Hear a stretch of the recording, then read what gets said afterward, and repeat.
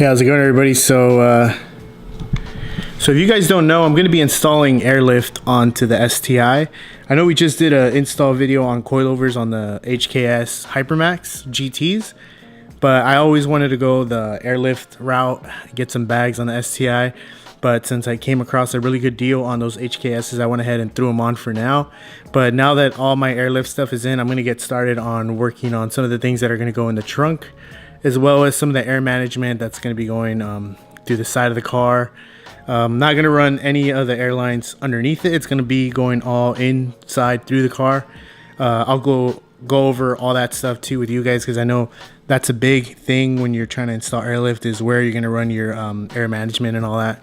So I'm going to be going through all that. I'm going to show you exactly where I'm going to run the lines and everything. That way, you know, there's no confusion, or maybe you could pick up a few tips and use that on your own vehicle, whether you have an STI or an Evo or anything like that. Maybe you can get a few ideas and see if you can run the airlines in some of those places that we're going to be running them through. All right, and what's going to be going on the plywood is going to be the two 485Cs, because we did good dual compressors for this system, and the 4-gallon tank here. Also some isolators to keep the noise to a minimum, because we have dual compressors, so most likely it's going to be a little bit louder than if we're running one.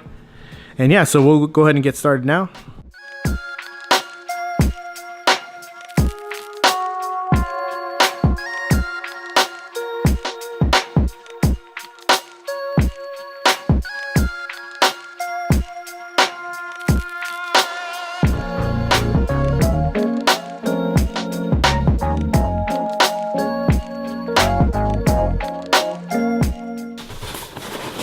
Alright, so now I'm going to unbox the tank. I've already done this just to make sure the tank didn't have any damage during shipping, so it's not going to look like you would see it if you were to order the 4-gallon tank. I also pre-drilled these holes. I'll go ahead and show you how I did that in a minute, but the setup is pretty much going to look like this. Going to have compressor 1 and compressor 2 somewhere around here. Then the Airlift manifold around right here in this area.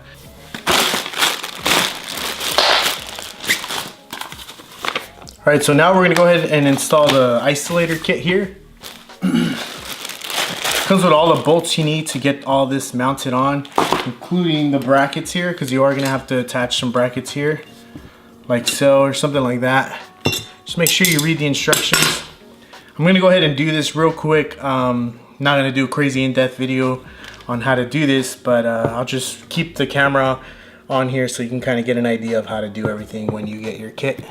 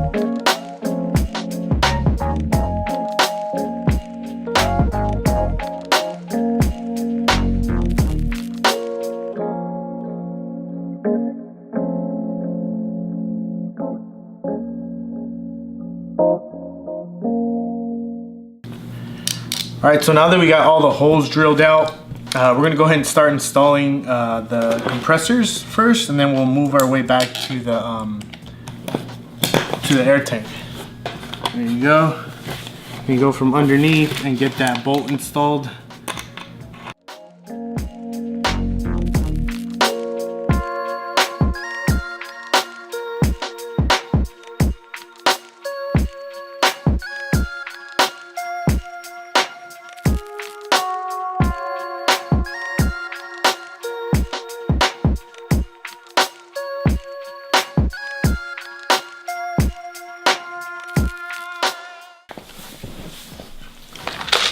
Alright, so now I'm going to go ahead and bolt on the tank.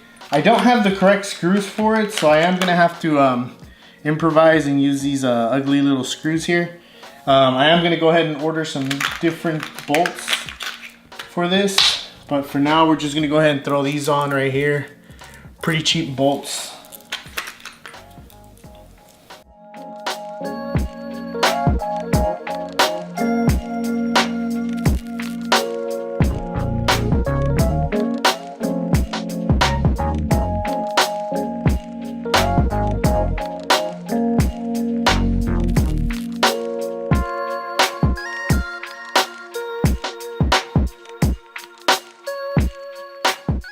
So I bolted everything down just for now.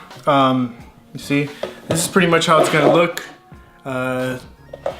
Think I'm most likely gonna put the manifold here, maybe on the little mount that kind of pushes it out, just so it looks a little bit nicer, because I don't think it's gonna fit perfectly fine in the middle. So it'll probably be like right here, since we do have all this extra space to work with anyways. And yeah, that's about it. This is most likely what's gonna go in the trunk. This is pretty much a rough draft though. I am gonna go ahead and place the wood board first, the mat on top of the wood board, and then I'll go ahead and bolt everything down so you can't see this board here.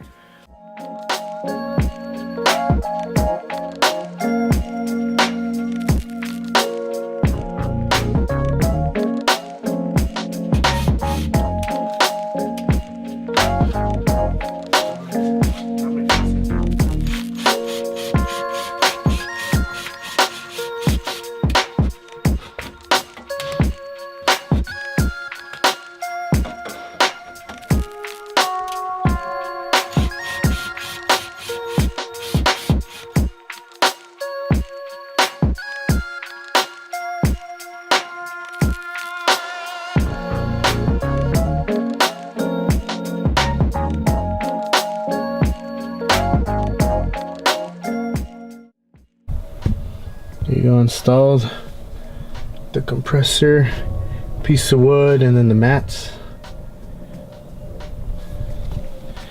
Now it's gonna be the tank.